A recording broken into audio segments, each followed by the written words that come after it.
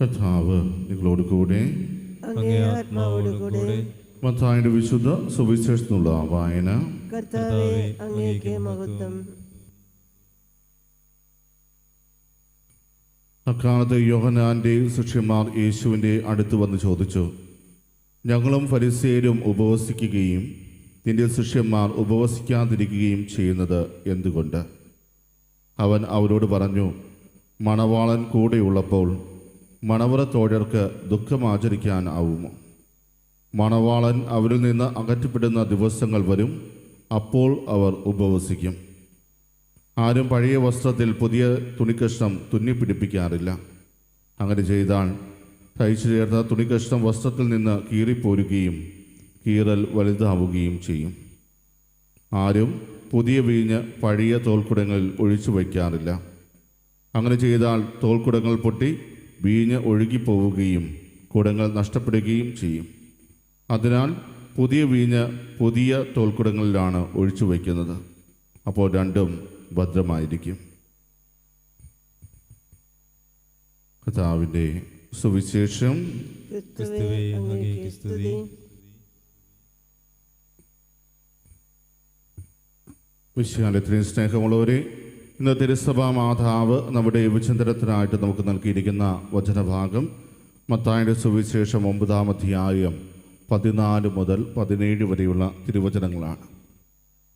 സമാന്തര സുവിശേഷങ്ങളിൽ ഏകദേശം ഒരുപോലെ തന്നെ കാണപ്പെടുന്ന ഒരു വചനഭാഗമാണിത്. മർക്കോസിൻ്റെയും ലൂക്കായുടെയും സുവിശേഷങ്ങളിലും ഇത് നല്ല രീതിയിൽ തന്നെ വിവരിച്ചിട്ടുണ്ട്. മർക്കോസിൻ്റെ സുവിശേഷ പ്രകാരം ജനങ്ങളാണ് യേശുവിനോട് ഈ ഒരു സംശയം ചോദിക്കുന്നതായിട്ട് നമുക്ക് കാണുവാൻ സാധിക്കുക. അതേസമയം ലൂക്കായുടെ സുവിശേഷത്തിൽ ഈ ഒരു ഭാഗത്ത് നമുക്ക് കാണുവാൻ സാധിക്കുക, ലേവിയുടെ ഒപ്പം ഭക്ഷണത്തിരിക്കുന്ന യേശുവിനോട് ആ മേശയിലുണ്ടായിരുന്ന ആളുകളാണോ അവനോട് ഈ ഒരു സംശയം ചോദിക്കുന്നത് എന്ന ഒരു ധ്വനി അതിൽ നമുക്ക് കാണുവാൻ സാധിക്കും. എന്തു തന്നെയാണെങ്കിലും ഈ ഒരു ചോദ്യം ആരംഭിക്കുന്നത് ഉപവാസത്തെക്കുറിച്ച് ഉള്ളതാണെങ്കിലും അതിൻ്റെ ആന്തരികമായ അർത്ഥം എന്ന് പറയുന്നത് അതല്ല അവർ ചോദിക്കുവാൻ ആഗ്രഹിക്കുന്നത് എന്നാണ്. കാരണം തങ്ങൾ സമൂഹത്തിൽ നിന്ന് പുറത്താക്കിയവരെ അംഗീകരിക്കുന്ന യേശുവിൻ്റെ പ്രവൃത്തികളും യേശുവിൻ്റെ പ്രബോധനങ്ങളും അതുപോലെ തന്നെ ദൈവരാജ്യത്തെക്കുറിച്ചുള്ള അവൻ്റെ ഓരോ പഠനങ്ങളുമെല്ലാം തങ്ങളുടെ നിയമങ്ങളിൽ നിന്നും ആശയങ്ങളിൽ നിന്നും ഒത്തിരിയേറെ വ്യത്യാസമുള്ളതാണ് എന്നൊരു തോന്നൽ അവർക്ക് ഉണ്ടായി. അതുകൊണ്ട് തന്നെയാണ് അവർ എന്തുകൊണ്ടാണ് നീയും നിന്റെ ശിഷ്യന്മാരും നമ്മുടെ പാരമ്പര്യങ്ങൾക്ക് വിരുദ്ധമായി ജീവിക്കുന്നത് എന്ന ഒരു ധ്വനിയാണ് ഈ ഒരു ചോദ്യത്തിലൂടെ അവർ കൊണ്ടുവരുവാൻ ശ്രമിക്കുന്നത്. പ്രിയമുള്ളവരെ, തീർച്ചയായും ആ ഒരു രീതിയിൽ നമ്മൾ ഈ ഒരു സുവിശേഷ ഭാഗത്തെ നോക്കിക്കാണുമ്പോൾ തീർച്ചയായും പഴയ നിയമങ്ങൾക്ക് ഒത്തിരിയേറെ വ്യത്യസ്തമായ രീതിയിലാണ് യേശുനാഥൻ പുതിയ നിയമത്തിൽ പ്രവർത്തിക്കുന്നത് എന്ന് നമുക്ക് കാണുവാൻ സാധിക്കും. പഴയ നിയമത്തിൽ ദൈവത്തെ പോലും കണ്ടിരുന്നത് ഭയത്തോടെയായിരുന്നു എങ്കിൽ പുതിയ നിയമത്തിൽ പിതാവായ ദൈവത്തിൻ്റെ സ്നേഹത്തിൻ്റെ മുഖമാണ് യേശുനാഥൻ വെളിപ്പെടുത്തി തരുവാൻ ആഗ്രഹിക്കുന്നത്. ദൈവം മനുഷ്യനായി മാറിയ നിമിഷങ്ങളെക്കുറിച്ചാണ് പുതിയ നിയമത്തിൽ നമുക്ക് കാണുവാൻ സാധിക്കുക. യഹൂദ പ്രമാണിമാരും ഫരിസേയരുമെല്ലാം തന്നെ രക്ഷകനെ പ്രതീക്ഷിച്ചിരുന്നവരാണ്. ഒരു മെസ്സിയായുടെ വരവ് അവരുടെ ജീവിതത്തിൽ തീർച്ചയായും അവർ പ്രതീക്ഷിച്ചിരുന്നു. എന്നാൽ ആ രക്ഷകൻ അവരുടെ ഇടയിലേക്ക് കടന്നു വന്നപ്പോൾ ആ രക്ഷകനെ എപ്രകാരം തങ്ങളുടെ ജീവിതത്തിലേക്ക് ഏറ്റെടുക്കണമെന്ന് അവർക്ക് ഒത്തിരിയേറെ സംശയങ്ങൾ ഉണ്ടായിരുന്നു. അതുതന്നെയാണ് ഈ ഒരു ചോദ്യത്തിലൂടെ അവർ പ്രകടമാക്കുകയും ചെയ്യുക. പഴയ നിയമത്തിൽ നിന്നും ഒത്തിരി വ്യത്യസ്തമായ രീതിയിൽ പുതിയ പഠനങ്ങളിലേക്ക് അവർ പോകുമ്പോൾ അത് ഒരിക്കലും അംഗീകരിക്കുവാൻ ഈ യഹൂദ പ്രമാണിമാർക്ക് കഴിയുന്നില്ല. അതിൻ്റെ ഒരു വെളിച്ചത്തിലാണ് ഇവിടെ ഈ ഒരു ചോദ്യം നമുക്ക് കാണുവാൻ സാധിക്കുക. ഇവിടെ യോഹന്നാൻ്റെ ശിഷ്യന്മാർ വന്ന് യേശുവിനോട് ഈ ഒരു സംശയം ചോദിച്ചു എന്നാണ് നമുക്ക് കാണുവാൻ സാധിക്കുക. യോഹന്നാൻ്റെ ശിഷ്യന്മാരും ഫരിസേയരുമെല്ലാം ഉപവസിക്കുന്നവരാണ്. പക്ഷേ എന്തുകൊണ്ടാണ് നിന്റെ ശിഷ്യന്മാർ ഉപവസിക്കാതിരിക്കുന്നത്? അവിടെ യേശുനാഥൻ മറുപടി പറയുന്നത് തന്നെ ഒരു മണവാളനായിട്ട് ഉപമിച്ചുകൊണ്ടാണ്. ഇവിടെ മണവാളന് കൂടെയുള്ളപ്പോൾ മണവറത്തോഴർക്ക് അത് ആഘോഷത്തിൻ്റെ നിമിഷമാണ്. യേശുവിൻ്റെ സാന്നിധ്യം എന്ന് പറയുന്നത് രക്ഷകൻ്റെ സാന്നിധ്യമാണ്. അത് രക്ഷയുടെ ഒരു ആരംഭമാണ്. അങ്ങനെ ആ രക്ഷകൻ്റെ സാന്നിധ്യത്തിൽ എപ്പോഴും ആനന്ദമായിരിക്കും ഉണ്ടാവുക. സന്തോഷത്തോടെ ആനന്ദത്തോടെ എപ്പോഴും അവനോടൊപ്പം ആയിരിക്കുക, അവൻ്റെ ആ സാന്നിധ്യത്തിൽ ആയിരിക്കുക എന്നതാണ് പരമപ്രധാനമായിട്ടുള്ളത്.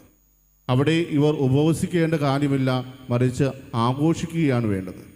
ലൂക്കായുടെ സുവിശേഷത്തിൽ ഈ ഒരു ഭാഗം ഉന്നയിക്കുമ്പോൾ അവർ തിന്നും കുടിച്ചും നടക്കുന്നതായിട്ട് പരാതി പറയുന്നുണ്ട്. പക്ഷേ യേശുനാഥൻ വളരെ വ്യക്തതയോടെ പറയുന്നു, മണവാളം കൂടെയുള്ളപ്പോൾ മണവറത്തോഴർക്ക് ഒരിക്കലും ഉപവസിക്കുവാൻ സാധിക്കില്ല. അവർ ഒത്തിരിയേറെ സന്തോഷത്തോടുകൂടെ അവൻ്റെ ആ സാന്നിധ്യത്തിൽ അവർ ആനന്ദിച്ച് ഉല്ലസിക്കും. അതാണ് ഇപ്പോൾ തൻ്റെ ശിഷ്യന്മാരും ചെയ്യുന്നത് എന്ന് യേശുനാഥൻ അവരെ ബോധ്യപ്പെടുത്തുന്നു. പ്രിയമുള്ളവരെ, അതോടൊപ്പം തന്നെ യേശുനാഥൻ അവരോട് പറയുന്ന കാര്യമാണ്, ഈ പുതിയ നിയമത്തെ ഒരിക്കലും പഴയ നിയമവുമായിട്ട് കൂട്ടിച്ചേർക്കരുത്.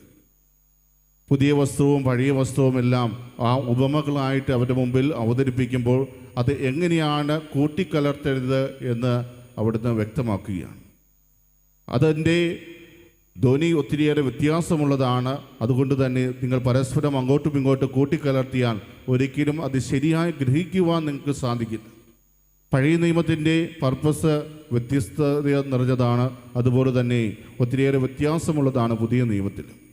പുതിയ നിയമത്തിൽ ദൈവത്തിൻ്റെ സ്നേഹവും കരുണയും കൂടുതലായി എടുത്തു കാണിക്കുമ്പോൾ പഴയ നിയമത്തിൽ അവരെ ഒരുക്കുന്ന ഒരു രംഗമാണ് നമുക്ക് കാണുവാൻ സാധിക്കുക. തൻ്റെ ജനമായി അവരെ തിരഞ്ഞെടുത്ത് അതിനുവേണ്ടി അവരെ ഒരുക്കുന്ന ഒരു രംഗം. അതിൻ്റെ ഇടയിൽ ഒത്തിരിയേറെ തവണ അവർ ദൈവത്തിൽ നിന്ന് അകന്നു പോകുന്നതായിട്ട് നമുക്ക് കാണുവാൻ സാധിക്കും.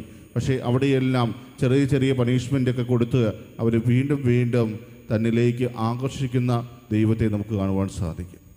അവരുടെ ജീവിതത്തിൽ ഇതുപോലെ പണിഷ്മെൻ്റ് കിട്ടിയത് കൊണ്ടായിരിക്കാം ഒരുപക്ഷെ അവരുടെ മനസ്സിൽ ദൈവമെന്ന് കേൾക്കുമ്പോൾ ഒരു ഭയത്തിൻ്റെ ചിന്ത പലപ്പോഴും കടന്നു വന്നത്. എന്നാൽ നിങ്ങൾ ഭയക്കുകയല്ല, മറിച്ച് ആ ദൈവത്തിൻ്റെ സ്നേഹവും കരുതലും തിരിച്ചറിയുകയാണ് ചെയ്യേണ്ടത് എന്നാണ് പുതിയ നിയമത്തിലൂടെ യേശുനാഥൻ വ്യക്തമാക്കുക. അതുകൊണ്ട് തന്നെയാണ് ഈ ഉപമകളിലൂടെ പഴയതിനെയും പുതിയതിനെയും നിങ്ങൾ കൂട്ടിക്കലർത്തരുത്, പരസ്പര ധാരണയോടെ അത് മനസ്സിലാക്കി നിങ്ങൾ മുന്നോട്ട് പോകുമ്പോൾ അത് എല്ലാ തരത്തിലും നിങ്ങൾക്ക് ഉപകാരപ്പെടുന്ന ഒന്നാണ് എന്ന് യേശുനാഥൻ വ്യക്തമാക്കുക. പ്രിയമുള്ളവരെ, യേശുവിൻ്റെ സാന്നിധ്യത്തിൽ ആയിരിക്കുക എന്നതാണ് ഏറ്റവും പരമപ്രധാനം. തീർച്ചയായും അവൻ അവരുടെ ഇടയിൽ നിന്നും എടുക്കപ്പെടുന്ന ഒരു സമയമുണ്ട്. ആ സമയം അവൻ്റെ സാന്നിധ്യത്തിനായി അവർ ദാഹിക്കും. ആ ഒരു ദാഹം അവരുടെ ഉപവാസത്തിലൂടെ പ്രകടമാകും എന്നും യേശുനാഥൻ വെളിപ്പെടുത്തുന്നുണ്ട്. അത് ഒരുപക്ഷെ ആ കുരിശുമരണത്തെ സൂചിപ്പിക്കുന്ന ഒരു ഭാഗമായിരിക്കാം. പ്രിയമുള്ളവരെ, നമ്മുടെ ജീവിതത്തിലും യേശുവിൻ്റെ സാന്നിധ്യം ഇല്ലാതാകുന്ന നിമിഷങ്ങളുണ്ടാകാം. ആ നിമിഷങ്ങളിലാണ് അവൻ്റെ സാന്നിധ്യത്തിന് വേണ്ടി നമ്മൾ കൂടുതൽ ദാഹിക്കേണ്ടത്. അതിനുവേണ്ടി നമ്മളെ തന്നെ സമർപ്പിക്കുവാനും നമ്മുടെ ജീവിതത്തിലെ എല്ലാ തിന്മയുടെ സ്വാധീനങ്ങളെ ഒഴിവാക്കി അവനോടൊപ്പമായിരിക്കുവാനും അവനോടൊപ്പം ആ രക്ഷ അനുഭവിച്ചുകൊണ്ട് ആ ആനന്ദത്തിൽ മുന്നേറുവാനും നമുക്ക് പരിശ്രമിക്കാം. അതിന് സർവശക്തനായ ദൈവം നമ്മെ ഓരോരുത്തരെയും സമൃദ്ധമായിട്ട് അനുഗ്രഹിക്കട്ടെ. ആമേൻ.